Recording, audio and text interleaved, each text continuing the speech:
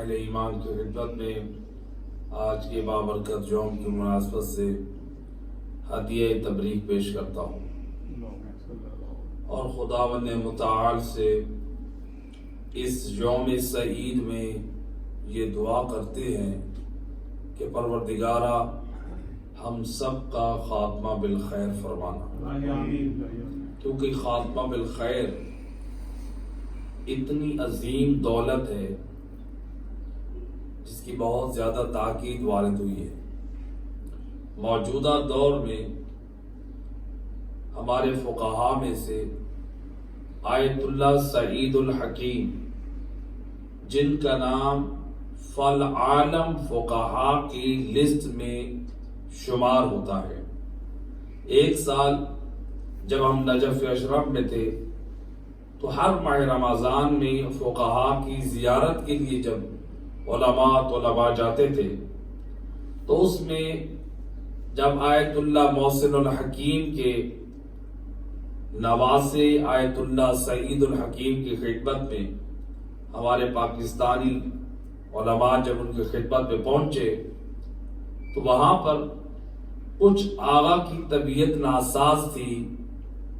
ان کے کسی گارڈ نے کہا کہ قبلہ کی صحت و سلامتی کے لیے دعا کریں، لیکن گارڈ کی زبان کا ابھی یہ جملہ تمام ہوا تھا کہ سید زادے نے بیٹھ کر کہا اگر میرے حق میں دعا کرنی ہے تو اس سے بڑھ کر ایک اور دعا ہے، وہ کر دیجیے۔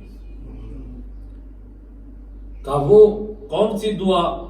ہم اپنے مقام پر حیران پریشان ہیں، وہ جو گارڈ تھے وہ اپنے مقام پر حیران ہو گئے کہ صحت و عافیت کی دعا اتنی بڑی، ایک آقا زادہ سید زادہ کہہ رہا ہے صحت و عافیت سے بڑھ کر اگر کوئی دعا ہے میرے حق میں وہ یہ ہے جب بھی دعا کریں تو یہ دعا کریں، اے بار الہا سعید الحکیم کا خاتمہ بالخیر فرمانا۔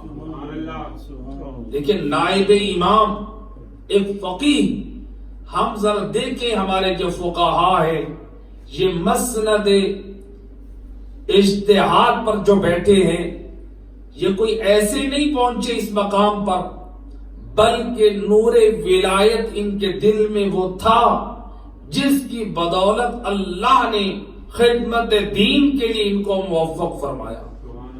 تو گویا سید زادہ یہ سمجھا رہا ہے یقیناً یہی وہ علماء ہیں جو ائمہ خدا کے علم کے وارث ہیں، جنہوں نے سمجھایا کہ سب سے احسن اور بہترین دعا ہے وہ خاتمہ بالخیر کی دعا ہے۔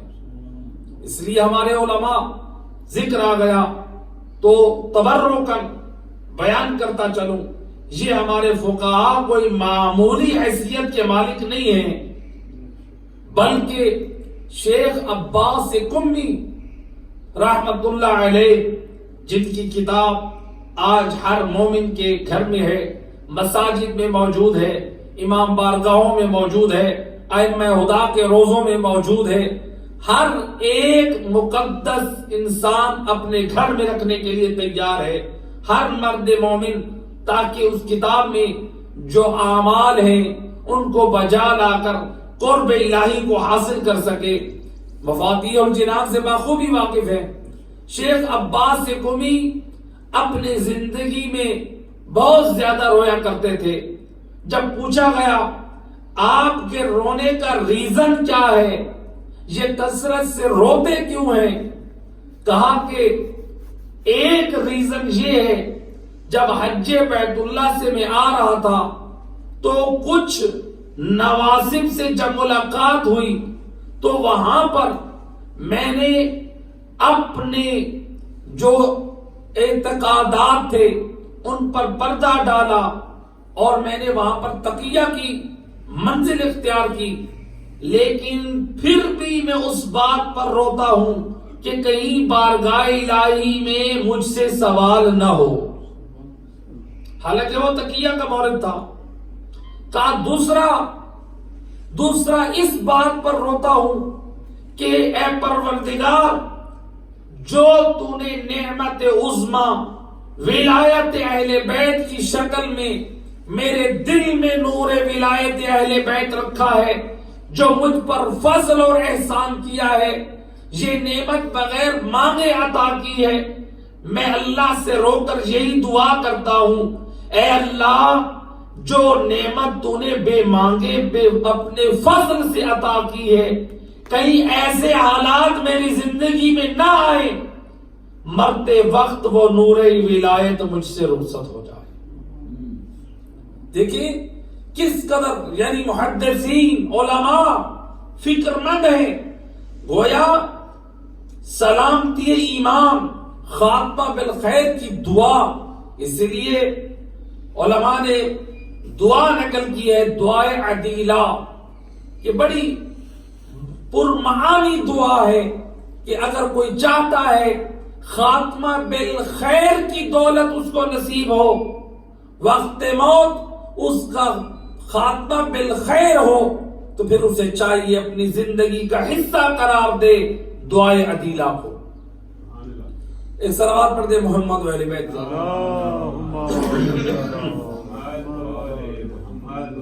اسی طرح سے یعنی یہ ولایت اہل بیت کا یہ نور جو کوئی معمولی نہیں ہے۔ میں عرض کر رہا تھا ہمارے فقہاء میں سے ایک فقیہ گزرے ہیں شیخ مقدس اردبیلی، جب ان کو خواب میں کسی نے دیکھا، پوچھا کہ آپ کو یہ اعلیٰ مقامات کیسے حاصل ہوا، تو انہوں نے کیا کہا، اشارہ کیا قبر علی ابن ابی طالب کی طرف، اللہم صلی علی محمد، کہا اس صاحب قبر کے نور ولایت سے مجھے اللہ نے یہ شرف اور مقام حاصل کیا، یہ مجھے شرف اور مقام جو ملا ہے اس صاحب قبر یعنی علی ابن ابی طالب کے وجود کی برکت سے، اس لیے ملتا ہے ان کے حالات میں یہ اہل بیت کے ساتھ اس قدر متواضع تھے کہ نجف اشرف سے 3 میل کا سفر کر کے نجف سے باہر جاتے تھے، کیوں؟ رفع حاجت کے لیے، اس اعتقاد سے کہ اس کرۂ ارض پر میں اپنی نجاست گراؤں جہاں پر سید الاولیاء دفن ہے۔ یہ ہے تواضع۔ یہ دیکھیں یہ کون ہے اہل بیت سے مودت و محبت کا اظہار کرنے والے، یہ وہ ہیں جو فقہ امام جعفر صادق کے اللہم صلی علی کے وارث ہیں، جو مذہب جعفری کے خدمت گزار ہیں، لہذا کبھی یہ ہماری فکروں میں ہمارے ذہنوں میں یہ سوال نہ اٹھنے پائے کہ یہ فقہاء اور علماء کیا معرفت اہل بیت جانے، جو معرفت کا عملی درس دیا ہے اہل بیت کی ان علماء اور محدثین اور فقہاء نے، ہمیں وہ کہیں اور نہیں ملتا ہے۔ تو لہذا ہم آج رب کائنات سے بھی یہی دعا کرتے ہیں، پالنے والے ہمارا خاتمہ بالخیر فرمانا۔ ملتا ہے جنت نے یہ فریاد کی، اے بار الہ تو نے مجھے فقراء اور مساکین کا مسکن قرار دیا۔ توجہ ہے، فقراء اور مساکین کا مسکن قرار دیا، یعنی روایت سے جو استفادہ ہوتا ہے کہ جنت میں زیادہ جانے والے فقراء و مساکین ہوں گے، جو مال و دولت والے۔ اس کا مطلب یہ نہیں ہے کہ وہ ہرگز نہیں جائیں گے، نہیں، دولت مندوں میں سے ایسی دولت مند رکھنے والی خاتون خدیجہ طاہرہ جس کی جنت مشتاق تھی۔ تو اگر کوئی دولت مند خدیجہ طاہرہ کے راستے پہ چلتے ہوئے دین کی تعلیمات پر اپنی دولت کو نچھاور کرتا رہے، نہ وہ فقط جنت میں جائے گا بلکہ جنت ایسے لوگوں کی مشتاق ہوتی ہے۔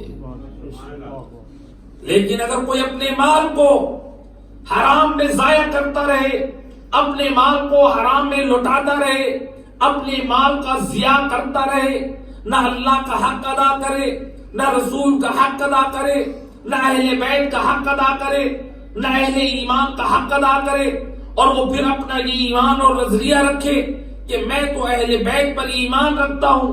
بھئی اہل بیت پر ایمان رکھنے کا معنی یہ ہے جب انہیں مانا ہے تو ان کی بھی مانے. اہل بیت نے اپنے عمل سے کس طرح مومنوں کی حاجتیں پورا کرتے ہوئے سمجھایا ہے. صلوات پڑھتے محمد.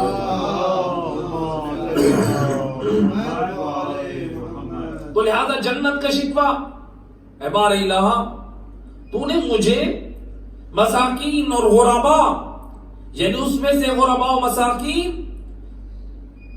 دین پر عمل کرنا جن کے لیے آسان ہے. کیونکہ زیادہ تر اگر کسی کے پاس پیسہ آ جائے، بہت کم لوگ ہوتے ہیں جو اپنے مال کے ذریعے سے خوشنودی خدا کو حاصل کریں.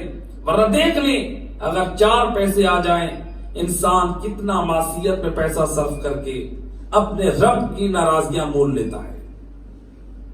تو فقراء و مساکین، اب اس کا شکوہ، لیکن خدا کی طرف سے کیا جواب ملا؟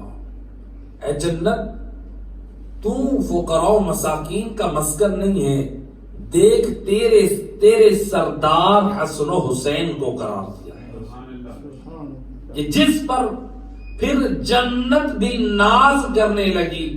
بے شک آ جائیں میرے دامن میں فقراء و مساکین، اگر سرداری حسن و حسین کی ہے تو میرے شرف کے لیے یہ کافی ہے. ایک صلوات پڑھ دے محمد.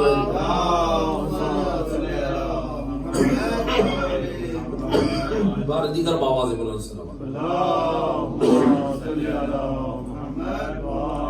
نعرہ تکبیر، اللہ اکبر، نعرہ رسالت، نعرہ حیدری، پر محمد و آل محمد صلوات. اللہم صلی علی محمد. تو لہذا اب یہ دن مبارک کس کے لیے یہ دن مبارک ہوا؟ سید الرسل کے لیے مبارک. سب سے پہلے کہ جس وجود کی مبارک دینے کے لیے جبرائیل امین آ رہے ہیں اور خدا کی طرف سے مبارک لے کر آ رہے ہیں، ساتھ میں ملائکہ بھی ہیں. اور کس کے لیے مبارک ہے؟ حسن مجتبی جناب فاطمہ زہرا کے لیے. اور کس کے لیے یہ مبارک ہے؟ علی مرتضیٰ کے لیے. تو کیا امام حسن مجتبی فقط پنجتن پاک یعنی اہل بیت کے لیے امام حسن مجتبی مبارک ہے؟ کیا جنت کے لیے یہ مبارک ہے امام حسن مجتبی؟ یا ہمارے لیے بھی امام کا وجود مبارک ہے؟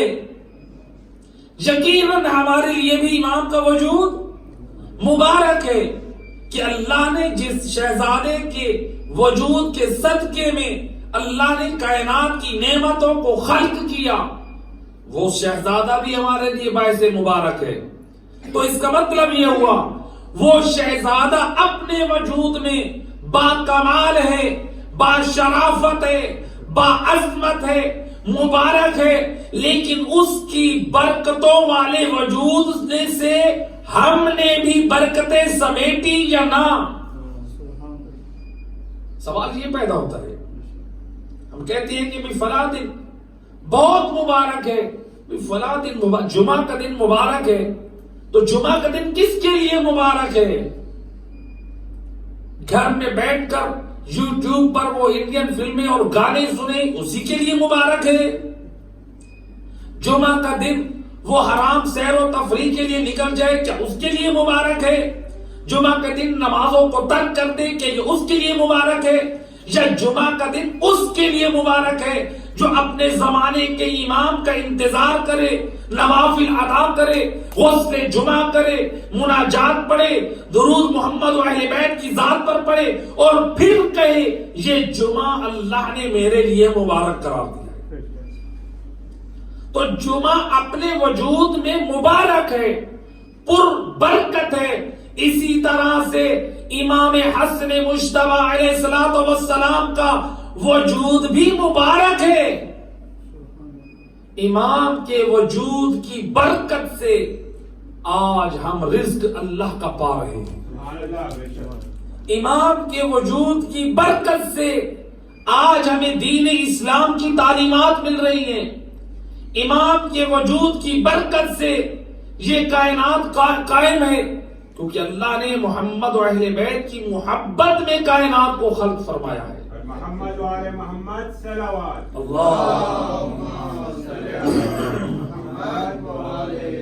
تو اس میں کوئی شک نہیں ہے، یہ ہمارے ایمان کا حصہ ہے، یہ ہستیاں مجسمہ بابرکت ہیں۔ اللہ نے ان کے وجود کو بابرکت بنایا ہے۔ جس رات کو آئے ہیں وہ رات بھی بابرکت، جس دن میں آئے وہ دن بھی بابرکت، اور جس جگہ آئے وہ جگہ بھی بابرکت۔ تو اب امام حسن مجتبی کا وجود مبارک ہے کہ نہیں ہے؟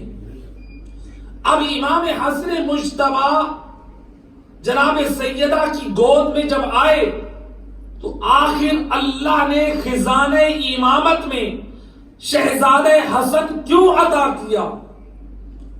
کس ضرورت کے تحت؟ ذرا سوچیں، ذرا غور کریں، امام حسن مجتبی کی ولادت کا مقصد کیا تھا؟ اللہ نے اپنے نبی کو حسن مجتبی جیسا نوازا عطا کیوں کیا؟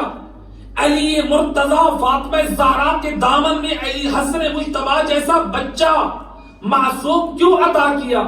تو یہی جواب ملے گا، چونکہ سید الرسل کا معصوم جانشین بن کر بھی اللہ نے نبی کے وارث کا اہتمام کیا، تو گویا معلوم ہوا اللہ اس حسن مجتبی کو اپنے حبیب کا وارث بنا کر بھیج رہا ہے، تو گویا اس کا وجود مبارک ہے۔ بھئی اس وارث نے کرنا کیا ہے؟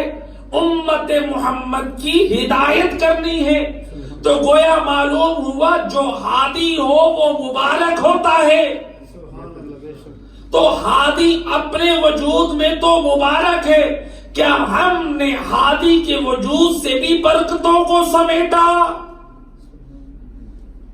جیسے جمعہ کا دن مبارک ہے، اگر میں جمعہ کے دن سے استفادہ نہ کروں تو کیا ہم جمعہ کی مذمت کریں گے یا اس فرد کی مذمت کریں گے جس نے جمعہ کی عظمت کو پامال کر دیا؟ وہ شخص باعث مذمت ہے جس نے جمعہ باعث برکت کو اس میں گناہ کرتا رہا، معصیت کرتا رہا۔ لہذا جمعہ خود بابرکت ہے، جمعے کی برکت میں نقص نہیں آئے گا۔ میرے دوست، اسی طرح سے امام حسن مجتبی کا وجود بابرکت ہے، امت محمد کے لیے مبارک ہے، امت محمد کے لیے۔ لیکن اگر ہم نے امام کی ہدایات سے برکتوں کو نہ سمیٹا تو امام کے وجود میں کمال میں کمی نہ آئے گی، بلکہ نقصان ہمارا ہے، نقصان ہمارا ہے۔ ہم اس کی برکات سے استفادہ نہیں کر رہے۔ آپ روم میں بیٹھے ہیں، آپ کے روم میں لائٹ بھی ہے، آپ کے روم میں بلب بھی ہے، آپ چاہیں تو اس نور سے استفادہ کرتے ہوئے اس روم میں اپنی ضروریات کو پورا کر سکتے ہیں۔ لیکن اگر آپ لائٹ آن نہ کریں، آپ اندھیرے میں بیٹھے رہیں، کتنی مشکلات کا سامنا ہوگا۔ تو اس کا مطلب ہے آپ اپنے امور کو اس نور سے اگر دور رکھیں گے تو آپ محروم رہیں گے بہت ساری چیزوں سے۔ میرے دوست، جب تک ہم بھی نور ولایت اہل بیت امام حسن مجتبی علیہ الصلوۃ والسلام کی پاک سیرت و کردار سے، اللہم صلی علی محمد، اگر ہم نے ان کی پاک سیرت و کردار سے استفادہ نہ کیا، امام کا نقصان نہیں ہے، نقصان ہم اپنا کر رہے ہیں۔ ہمیں اہل بیت کی سیرت کا کے اوپر عمل کرنے کا فائدہ کیا ہے؟ ایک صلوات پڑھتے محمد و اہل بیت۔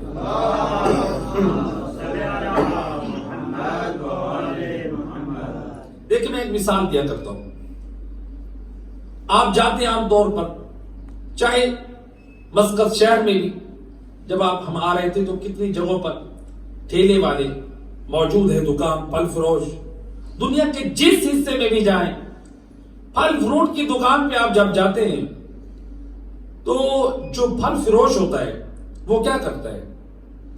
اچھے پھلوں کو سامنے رکھتا ہے، جو پھل داغدار ہوتے ہیں یا تو ان کے اوپر ایک سٹیکر چڑھا دیتا ہے یا پھر ان کے پھلوں کے داغ کے اوپر یا کاغذ لپیٹ دیا جاتا ہے یا انہیں چھپا دیا جاتا ہے تاکہ ان اچھے پھلوں کے ساتھ یہ داغدار بھی قبول ہو جائے۔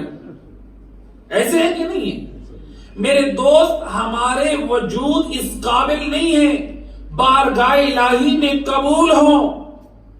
جو ہمارے اندر گناہوں کے داغ موجود ہیں، اگر ہم اپنے ان گناہگار داغدار وجود پر محمد مصطفیٰ کے پاکیزہ کردار کی چادر چڑھا لیں، علی مرتضیٰ کے پاکیزہ کردار کی چادر چڑھا لیں، پنجتن پاک کے پاکیزہ کردار کی چادر چڑھا لیں، چہاردہ معصومین کی سیرت و افکار کی چادر چڑھا لیں، اور پھر میدان قیامت میں جب پیش کرے تو پھر رب کائنات کی طرف سے یہ فرشتوں کو خطاب ہو، اے میرے ملائکہ، ان کے وجود کو قبول کر لو، یہ اگرچہ گناہگار ہیں لیکن ان کے وجود پر میرے مصطفیٰ کے کردار کی چادر ہے،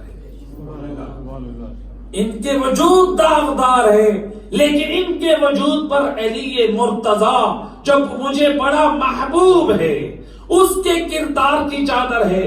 یہ مجھے بہت محبوب ہستیاں ہیں، فاطمہ زہرا اس کے وجود پر اس کے کردار کی چادر ہے۔ اے فرشتوں، یہ پاک ہستیوں کے وسیلے سے آیا ہے، ان کے اعمال قبول کر لو۔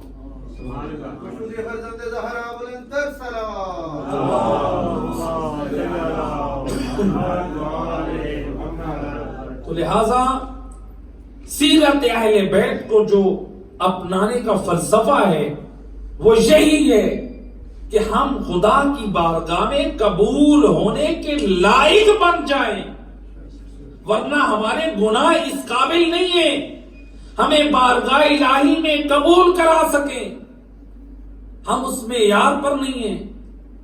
ایک صلوات پڑھ دے محمد و اہل بیت کا۔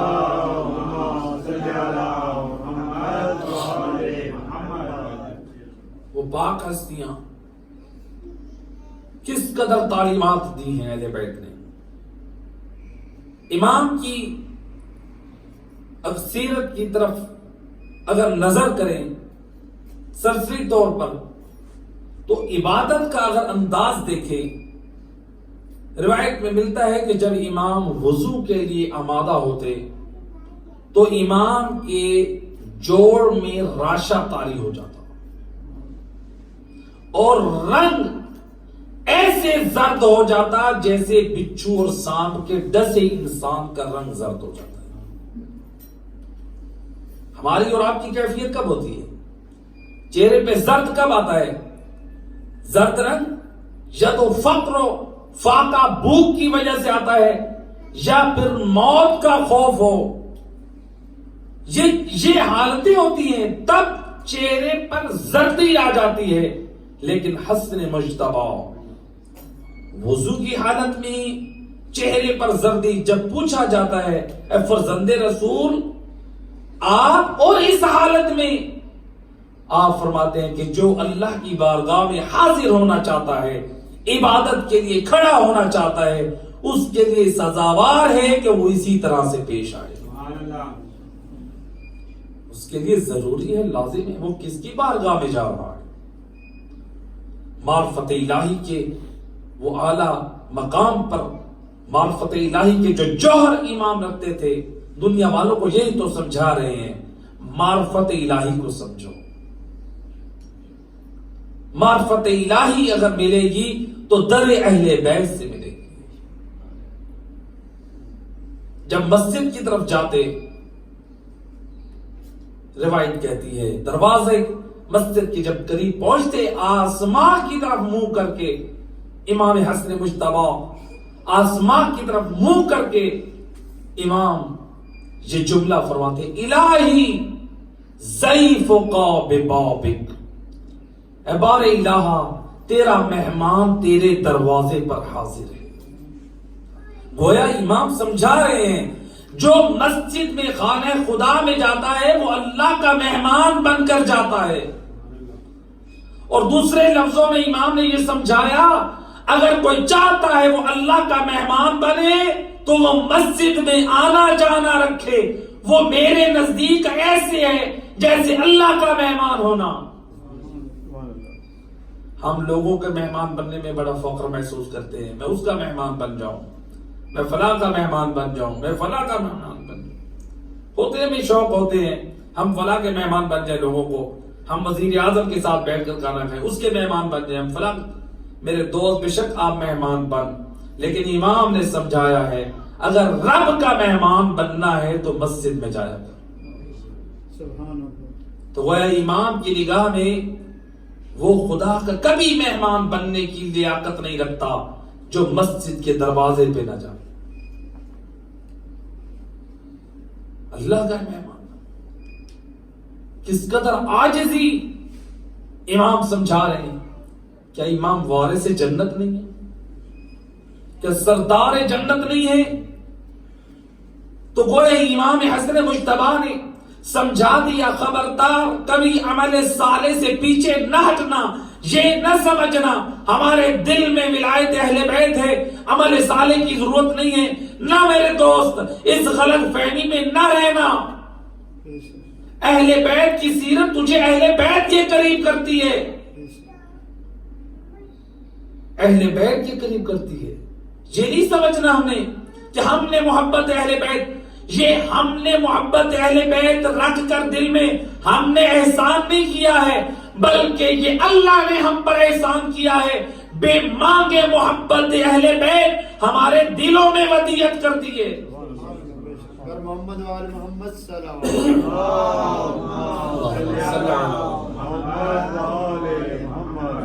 اب اس محبت اہل بیت کا شکریہ کیسے ادا کریں؟ اگر کوئی ہمیں چھوٹا سا عطر کا تحفہ دے دے, کوئی اور تحفہ دے تو اس کا شکر ادا کریں. جس مالک نے حب اہل بیت بے مانگے عطا کر دی ہے تو پھر اس رب کائنات کا شکر کیسے ادا کریں؟ کبھی سوچا ہے ہم نے؟ صلوات پڑھتے محمد.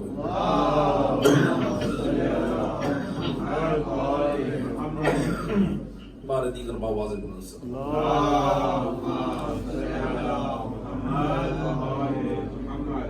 اس کریم اللہ نے اپنا کرم کیا, اس مہربان اللہ نے اتنی مہربانی عطا کی. چھوٹا سا کوئی گفٹ دے تو اس کا شکریہ ادا کریں. اللہ نے ان ہستیوں کی ولایت و محبت عطا کر دی اور ہم شکر ادا نہ کریں تو گویا میرے دوست جن کا نور ولایت اللہ نے ہمیں بے مانگے عطا کیا ہے ان کی سیرت طیبہ پر عمل کرتا جا. اسی کا نام ہے اللہ کی اس نعمت کا شکر ادا کرنا. کیوں؟ آپ عمل کر کے اپنے رب کو یہ بتا رہے ہیں اے بار الہ میں گناہگار ہوں, جن ہستیوں کی محبت کو عطا کیا ہے آپ دیکھ میں انہی کی راہ پر چل رہا ہوں. تو لہذا محبت اہل بیت کا شکر ادا ان کی سیرت سے ہوتا ہے. امام کے ملتا ہے سیرت و کردار میں 25 مرتبہ امام نے حج بیت اللہ پہ ادا کیا. میرے دوست یہ سننا اور میرے لیے بیان کرنا بہت آسان ہے. 25 مرتبہ مدینے سے مکہ جانا. آج مومنین جاتے ہیں نجف سے کربلا امام حسین ابن علی کی زیارت کے لیے, کتنا سفر ہے, لیکن مدینے سے مکہ جانا کتنا لمبا سفر ہے. ہمت ہے, سلام ہے ان عزاداران امام حسین پر کہ جو اس جذبے و عقیدت و محبت سے, اس احترام سے زہرا کے لال کی زیارت کے لیے جاتے ہیں, جو بے شک باعث اجر و ثواب ہے, جو ہمارے گناہوں کا کفارہ بنتا ہے. لیکن امام حسن مجتبی اللہ کے گھر کی زیارت کے لیے جا رہے ہیں. توجہ میری طرف ہے. امام اللہ کے گھر کی زیارت کے لیے کتنی مرتبہ؟ 25 مرتبہ. اور روایت کہتی ہے پیادہ، یہ بھی نہیں ہے کہ سواری پر. اور بعض نے نقل کیا ہے امام جب پیادہ جاتے تھے سواری ساتھ ہوتی تھی. وہ کیوں؟ چونکہ پیادہ جو زیارت کرے حج بیت اللہ کی، اسے چاہیے کہ وہ سواری ساتھ رکھے تاکہ دنیا والے یہ نہ کہیں یہ مال کی بچت کی وجہ سے، سواری کو کرائے پر نہ لینے کی وجہ سے، بخل کرنے کی وجہ سے پیدل حج بیت اللہ کرنے گئے ہیں. امام حسن مجتبی کے بارے میں ملتا ہے جب فرزند زہرا مدینہ سے مکہ جاتے پیادہ، سواری بھی ساتھ ہوتی. کوئی یہ نہ سمجھے کہ علی کا بیٹا بخل کرتے ہوئے پیسے بچانے کے لیے حج بیت اللہ کی طرف جا رہا ہے. بلکہ ملتا ہے روایت میں کہ کبھی کبھار زہرا کا لال بیت اللہ کی طرف ننگے پاؤں سفر کرتے. کس قدر تواضع ہے، کس قدر شوق ہے اللہ کے گھر کی زیارت کی طرف جانا. آپ دیکھ ائمہ خدا علیہ الصلوۃ والسلام کی سیرت طیبہ میں جس طرح ہمارے اندر یہ جذبہ ہو، ہم کربلا و نجف، ہم کاظمین سامرہ، ہم خراسان ائمہ خدا کی زیارت کو جائیں. میرے دوست، اس لیے علماء نے بیان کیا ہے مستحب یہ ہے آغاز کر اپنی زیارت کا خدا کے گھر سے. اپنی زیارتوں کا جو آغاز کرنا چاہیے وہ کہاں سے کرنا چاہیے؟ اللہ کے گھر سے. وہاں سے پھر زیارت کر کے عمرہ کر کے آپ آئیں سید الرسل کی بارگاہ میں مدینہ میں. پھر وہاں پر یہ معصوم ہستیاں ہیں سید الانبیاء جو حسین کے بھی سردار ہیں، جو اسیر بغداد کے بھی سردار ہیں. سید الرسل کی زیارت تمام ائمہ خدا سے افضل زیارت ہے سید الرسل کی، کیونکہ سید و سردار ہیں. پھر اس کے بعد جنت البقیع میں ان قبور کی زیارت کر. امام حسن مجتبی کی زیارت ہے، امام زین العابدین کی زیارت ہے.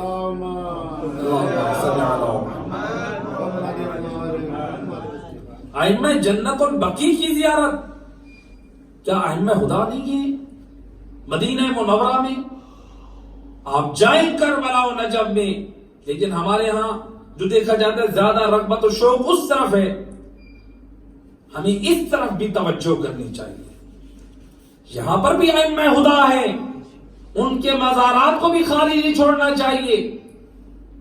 ان کی زیارات بھی باعث اجر و ثواب ہیں. تو لہذا ان کی زیارت بھی ہمارے ایمان کا حصہ ہے. ان کی زیارت بھی ہمارے گناہوں کے کفارے کا موجب ہے. تو لہذا امام حسن مجتبی نے سمجھایا کہ اے مومن، اللہ کے گھر کا شوق اس قدر پیدا کر کہ امام 25 مرتبہ آپ نے حج کیا پیادہ اور کبھی کبھار ننگے پاؤں. یہ عالم تھا امام. ایک مرتبہ حج کر رہے ہیں، حج نہیں طواف کر رہے ہیں. طواف کعبہ کے دوران امام کے کانوں میں آواز پڑی. ایک شخص دعا کر رہا ہے، اے بار الہ مجھے 10,000 درہم رزق عطا فرما. اب اس کی پریشانی تھی، یہ اس نے قرض ادا کرنا تھا، یہ اس کو جو پریشانی تھی، یہ اللہ سے 10,000 درہم رزق طلب کر رہا ہے. یہ آواز زہرا کے لال کے کانوں پر پڑی. اللہ اکبر. امام سنے، نظر انداز کر دے، یہ امام کی سخاوت اجازت نہیں دیتی. ملتا ہے امام نے طواف کعبہ چھوڑ دیا. کس قدر اہم ہے طواف کعبہ. آج ہم لاکھوں روپے، ہزاروں روپے بھر کر طواف کعبہ کے لیے جائیں، امام طواف کعبہ کو چھوڑ رہے ہیں. ایک مومن کی حاجت جو اللہ کی بارگاہ میں. امام گھر گئے، 10,000 درہم اس شخص کی طرف پہنچا دیے جو خدا سے یہ سوال کر رہا تھا. تو ذرا دیکھیں، اندازہ کیجئے، ایک مومن کی حاجت کو پورا کرنے کے لیے زہرا کے لال نے خانے خدا کو چھوڑ دیا، بتا دیا دنیا والوں، مومن کی حاجت کو پورا کرنا خانے خدا سے چھوڑنا بھی افضل عمل ہے۔ ائمہ اہل بیت کی تعلیمات ہمارے لیے ہدایت ہے، یہ ہے ان کی جو امام کا وجود برکت ہے، جو آج ہم کہہ رہے امام کا وجود ہمارے لیے مبارک ہے، تو اس کے لیے مبارک ہے جس نے امام کے وجود کی برکتوں کو سمیٹا ہے، جس نے ان کے پاکیزہ کردار کے آئینے میں اپنی اصلاح کی ہے۔ ہمارے سامنے کتنے پاک آئینے ہیں، 14 آئینے ہیں۔ اے خاتون، اے میری ماں بہن، جب اپنے سامنے آئینے جناب سیدہ کے سامنے کھڑی ہو تو دیکھ تجھے فاطمہ زہرا کا کردار کیسے نظر آ رہا ہے، اپنی شکل دیکھ اور فاطمہ زہرا کی طرف دیکھ، کیا تیری شکل و صورت، تیرا حجاب، تیری حیا، تیری عفت، تیری پاک دامنی کیا فاطمہ زہرا کی طرح ہے؟ اور اسی طرح ہم بھی دیکھیں 13 معصومین کے آئینوں میں کہ ہماری شکل کیسی ہے، ہمارا کردار کیسا ہے، ہماری رفتار کیسی ہے، ہماری عبادات کا طریقہ کیسا ہے، کیا ہم ائمہ ہدا کی سیرت پر عمل پیرا ہیں یا ہم نے ان سے جدا راستہ کر لیا ہے؟ ہم آئینے میں صاف ایک آئینے میں کھڑے ہو کر اپنا حلیہ درست کریں کہ ہم لوگوں کے سامنے ہماری شکل بری نہ لگے، اس چیز کا تو خیال ہے تو کبھی ان آئینوں کے سامنے کھڑا ہو کہ مجھے پاک ہستیوں کے کردار اپنا لوں تو تاکہ دنیا والوں کے سامنے ذلت و رسوائی سے میں محفوظ ہو سکوں۔ ان پاک ہستیوں کے آئینے کے سامنے اگر ہم اپنی اصلاح کر لیں، میدان محشر میں ہم ذلت و رسوائی سے محفوظ ہو جائیں گے۔ یہ وہ ہستیاں امام حسن مجتبی علیہ الصلوۃ والسلام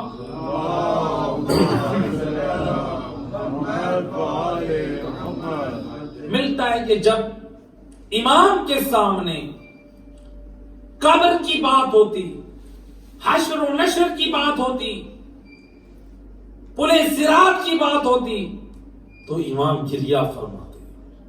کون؟ وارث جنت۔ غور کریں ذرا، ہم جو وارث جنت ہیں، سردار جنت ہیں، وہ ان چیزوں کو سوچ کر یاد کر کے گریہ کریں، اور ہم اگر ان چیزوں کو بھلا دیں، دنیا کی کھیل کود میں، دنیا کی لاجانی چیزوں میں مبتلا ہوں، اپنی زندگی کو ضائع کریں، اس کا مطلب ہے ہم نے امام حسن مجتبی کی سیرت سے کچھ نہیں دیا۔ اور روایت کہتی ہے کہ جب امام اس چیز کو یاد کرتے کہ اللہ کی بارگاہ میں نامہ اعمال پیش ہونا ہے، جب اس بات کو امام یاد کرتے، نامہ اعمال کے پیش ہونے کو۔ نامہ اعمال کیا مطلب؟ یعنی چھوٹی سے چھوٹی حرکت سے بڑی حرکت تک ہر حرکت خدا کی بارگاہ میں پیش ہونی ہے، سب کچھ اس دن عیاں ہو جانا ہے۔ جب امام اس بات کو یاد کرتے تھے، روایت کہتی ہے امام ایک چیخ مار کر بے ہوش ہو کے گر جاتے۔ کس قدر خدا کی بارگاہ میں حاضر رہتے تھے۔ بتا رہے دنیا والوں کو، اے دنیا والوں، اگر اس طرح سے تم اپنی پاک زندگی گزارو تو پھر خدا کی خوشنودی حاصل کرنا تمہارے لیے بہت آسان ہے، دین الہی پر عمل کرنا تمہارے لیے بہت آسان ہے۔ بس شرط یہ ہے کہ اس پاک سیرت کے ساتھ ہم خدا کی بارگاہ میں پہنچ سکتے ہیں۔ پروردگار سے دعا ہے بار الہ بحق محمد اہل بیت علیہ الصلوۃ والسلام، بحق فرزند زہرا امام حسن مجتبی، ہم سب کے گناہان صغیرہ کبیرہ معاف فرما، ہمارے مرحومین کی مغفرت فرما۔ پروردگارا آج کے اس جشن کا ثواب جو بانیان جشن ہے